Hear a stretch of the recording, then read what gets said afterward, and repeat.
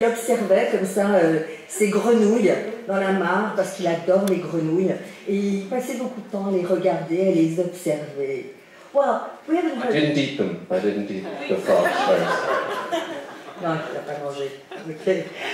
Alors, by the way, I mean, you also, I mean, in this film, another dimension, so to speak, and we can't say too much about the movie, but how did you also develop your character in this particular film?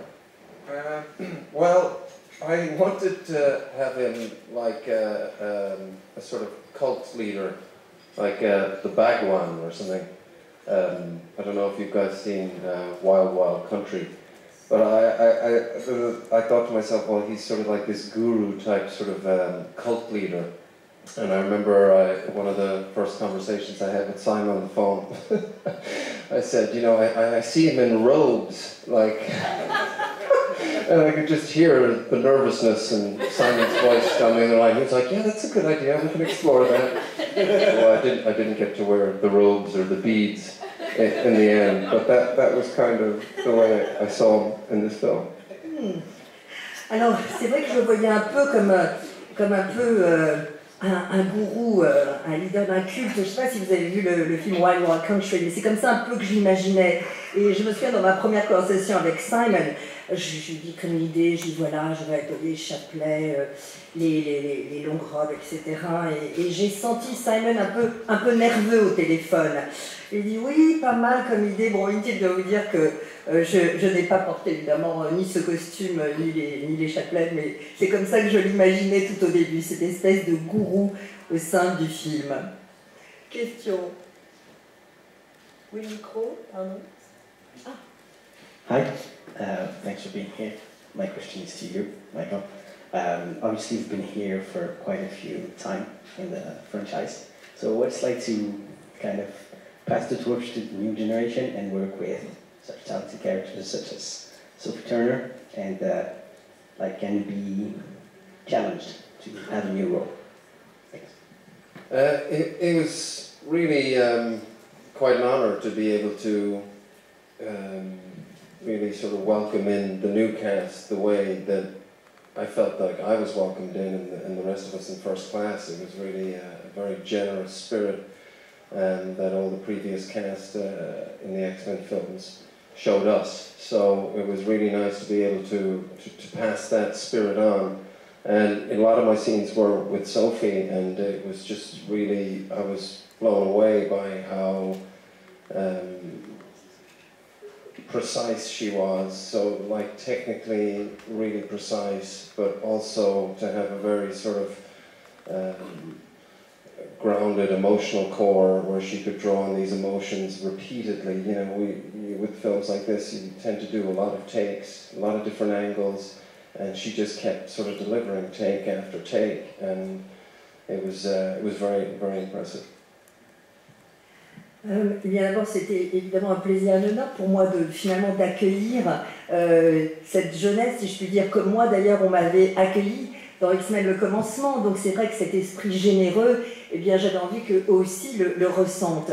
Et la plupart de mes scènes d'ailleurs sont avec Sophie, et j'étais complètement bluffée devant la précision de sa technique, mais aussi de voir à quel point elle pouvait toujours vraiment recourir à un cœur émotionnel très intense, parce que dans ce genre de film, il y a souvent beaucoup de prises, beaucoup d'angles de caméra, et à chaque fois, elle arrivait vraiment à retrouver cette émotion en elle, et ça, c'était absolument formidable à voir et très impressionnant.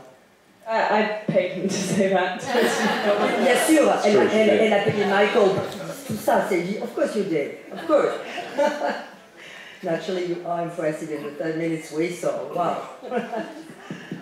Là-bas, micro. Hello, this is a question for Miss Sophie. How did you prepare for this role? Did you watch all the previous films? Did you have some physical training? Or can you tell a bit about that? Well, I went back once I got Apocalypse, and I went back and looked over all the previous films. But this film and this kind of iteration of Dark Phoenix is like Simon said, very different from any other X-Men's. I mean, it's like grounded, very character-driven, emotional. And so we kind of wanted it to make it something of like a standalone, and if it was, no one would be confused, no one would have to go back over other movies and see what had happened. We wanted to make it kind of a one-off.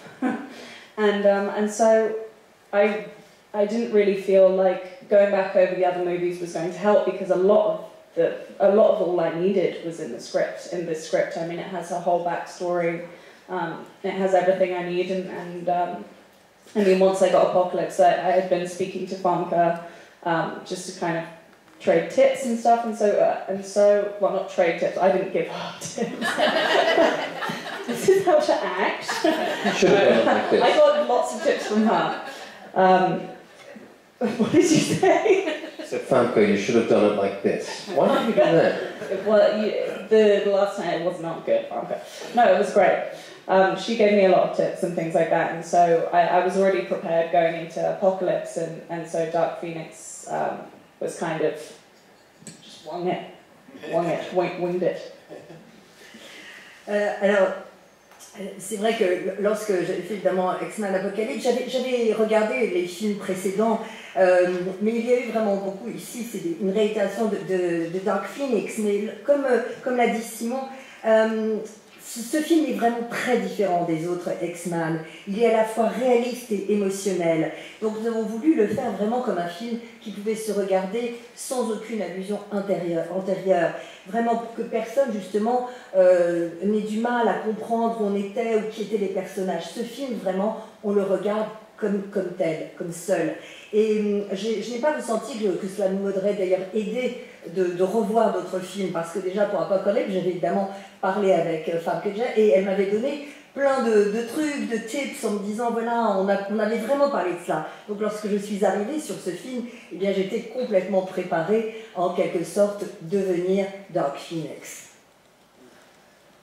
Oui. Bonjour. Dans les extraits qu'on a pu voir, il y a une scène où le personnage de Jennifer Lawrence dit à Charles Xavier il faudrait penser à renommer les X-Men les X-Women, tant les femmes sont importantes dans ce collectif.